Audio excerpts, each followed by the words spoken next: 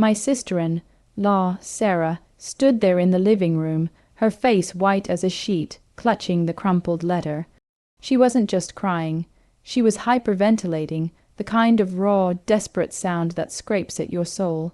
And in her hand was the evidence that my entire world, the solid foundation I thought I had built with my husband Mark, was nothing more than a meticulously constructed lie. I had just found out that the man I had shared a bed with for 10 years, the father of my 2 children, had been funding a secret life, a completely separate existence for another woman and her child, a child he had legally adopted years before we even met, and had never once mentioned. This wasn't a sudden affair. This was a fundamental deceit that stretched back over a decade and implicated his own sister in the cover-up.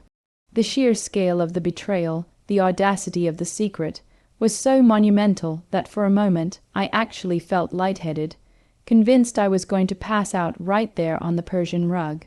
The silence, broken only by Sarah's ragged gasps, was deafening, a vacuum where trust used to be.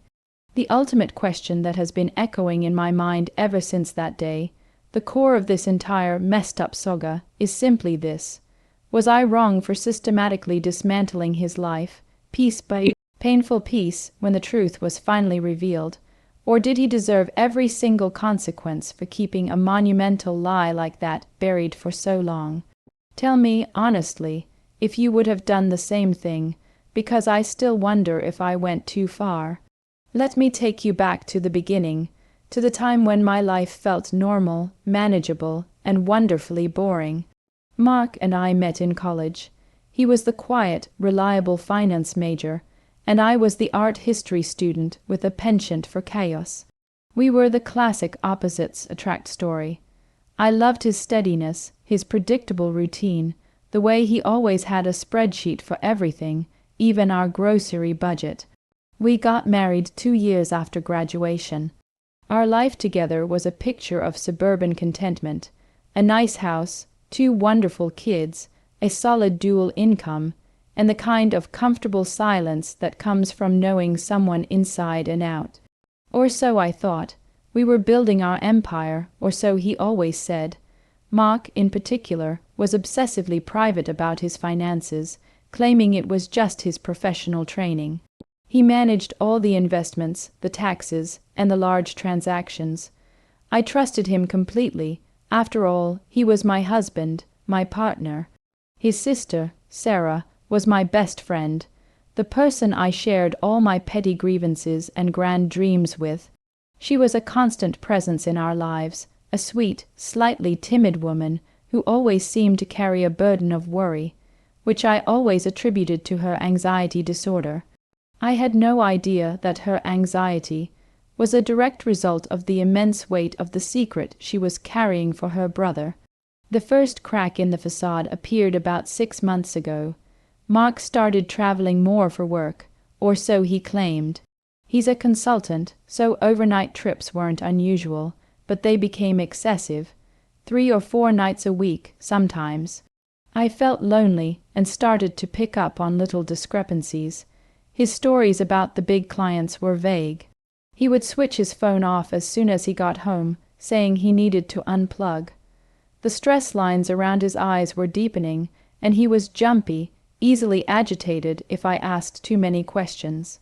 One evening, I was doing laundry and found a dry cleaning ticket in his jacket pocket from a cleaner across town, nowhere near his office or the hotels he claimed to stay at. It was a minor thing, easily dismissible, but it started a low, insistent hum of suspicion in the back of my mind. The situation escalated when I got a cryptic text from an unknown number. It was a single sentence: ask Mark about the monthly payments to account #708. I almost deleted it, thinking it was a wrong number or a scam, but that account number stuck with me. Mark's company had a very specific numbering system, and 708 was the code for a recurring high-value transfer. I couldn't access his business accounts, but I could access our joint personal accounts, and that's where I found it. A wire transfer of $5,000, consistently sent on the 1st Every month labeled family support. It wasn't to a person or a company I knew. It was to an unfamiliar trust account. $5,000 every single month. It had been happening for almost 11 years, predating our marriage by a few months. My hands started to tremble as I scrolled back through the bank statements, watching that recurring, enormous drain on our wealth. I confronted him that night, trying to keep my voice steady, but the tremor in my hands betrayed me. I showed him the statements, and his reaction was not denial, but a sudden, terrifying shift to ice, cold defensiveness. He simply stared at the statement and said, in a low, controlled voice, "That's none of your business. It's an old obligation I take care of. It has nothing to do with us." That was the moment I knew. A simple obligation, a business debt, would have a paper trail, an explanation. A secret monthly drain of $5,000 for over a decade, fiercely guarded with "and it's none of your business," screams something far darker. I decided right then that I wasn't just going to ask questions. I was going to become a detective. I started monitoring his behavior, his emails, and his paper trail. I found a second phone, a burner, hidden in the lining of an old gym bag. The contacts were all coded names, but one stood out, Lilac. The texts were short, affectionate, and business-like, discussing school reports, dental appointments, and financial transfers. Lilac needs new shoes. Lilac got an O on his science project. The usual is going out on the first. Lilac was a person, a child. My heart was pounding so hard I thought it would burst. I needed help, a sounding board, and I stupidly turned to Sarah. I brought the evidence to her, the statements, the burner phone, the name Lilac. She sat across from me in my kitchen, looking utterly terrified. When I presented the texts, she completely broke down, collapsing into tears and confessing everything in a rush of panicked, guilt-ridden words. It turned out that Sarah hadn't just known. She was actively managing the secret for Mark. Years ago, before Mark and I met, he had a brief, intense relationship with a woman named Claire. When they broke up, Claire had disappeared, only to reappear a year later, pregnant and destitute. The shocker, the one that landed like a physical punch, was that the child, Lilac, was not Mark's biological son. Claire had simply named Mark as the father because he was wealthy and reliable.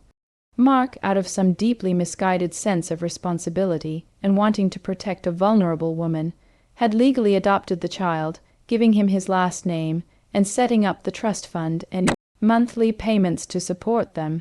He had done this just months before he met me. Claire and Lilac lived 3 states away, but Mark visited them regularly, flying out under the guise of business trips. Sarah was the intermediary, handling the paperwork, forwarding school reports, and ensuring Claire had everything she needed. The letter she was clutching when I walked in was from Claire's lawyer, demanding a formal, legal increase in the monthly support because Lilac was starting an expensive private school. That's how Sarah got caught, and that's why she finally crumbled.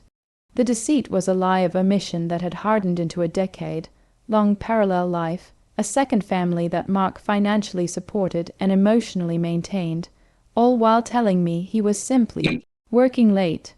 The $5,000 wasn't just money. It was the cost of his conscience, the price he was willing to pay to protect a secret that ultimately destroyed us. The discovery was a nuclear detonation in the landscape of my life. My mind was reeling. He had adopted a child, a real human being, and then buried that fact. He wasn't cheating in the traditional sense, but the deception was 1,000 times worse. It meant his core identity was a sham. He was a father to a child I didn't know about. Our marriage, our children's stability, everything was secondary to this old obligation. The immediate, blinding rage quickly calcified into a cold, diamond, hard resolve. Mark had spent years building a complex financial fortress of lies. I was going to spend the next few weeks mapping out its destruction. I had access to our joint accounts, and through the texts on his burner, I now had the full name of the trust, the bank, and even the lawyer's contact information. I realized that my most potent weapon was the one thing he controlled, his finances. I was going to use his own systems to bring him down. So that's the situation I was in. My husband, the man who promised forever, had a second, secret family he was supporting with $5,000 a month for over a decade, and my best friend was his accomplice. My heart was pulverized, and my mind was on fire. I had all the evidence and the names I needed. I had a choice to make. I could confront him immediately in a screaming match that would traumatize our children and end in a messy, unpredictable divorce, or I could take control, calmly and methodically, ensuring that I and my children came out of this devastation financially secure.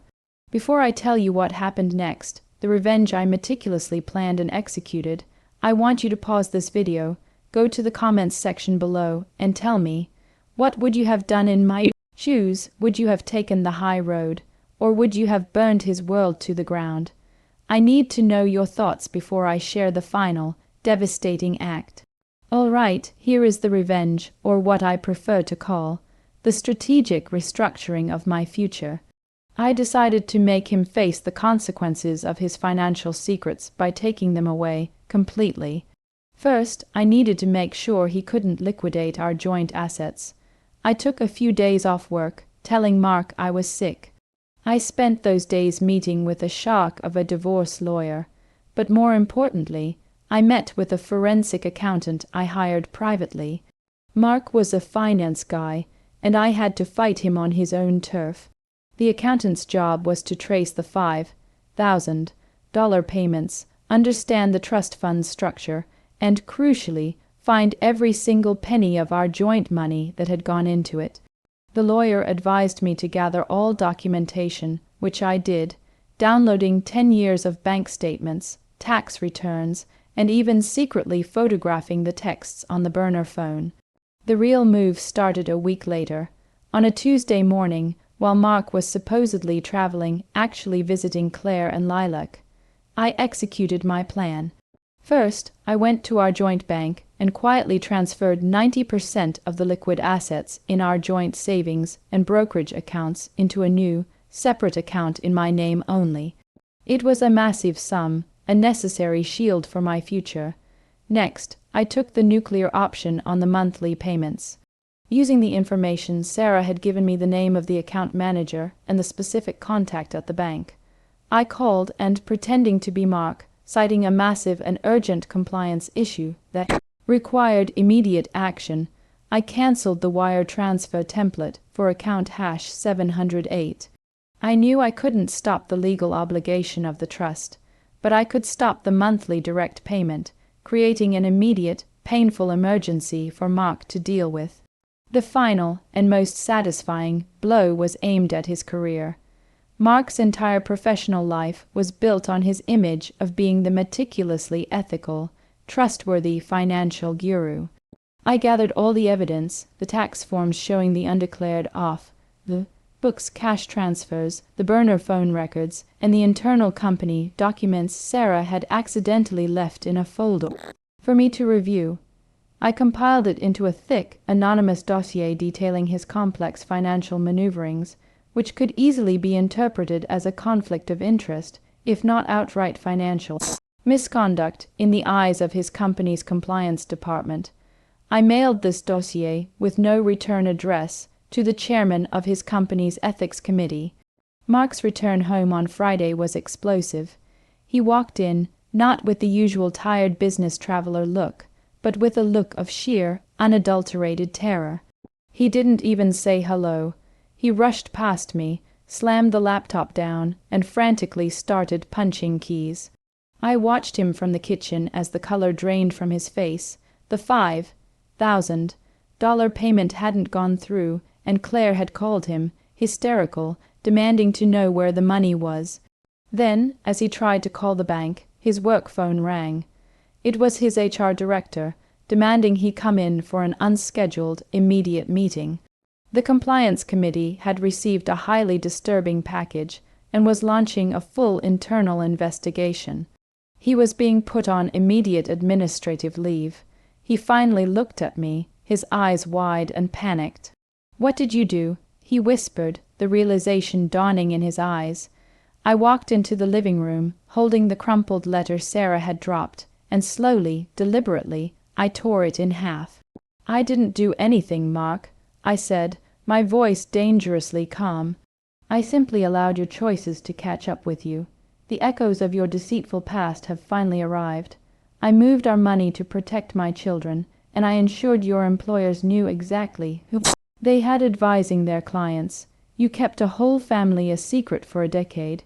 You don't get to have a stable family here and a second financial responsibility there without consequence."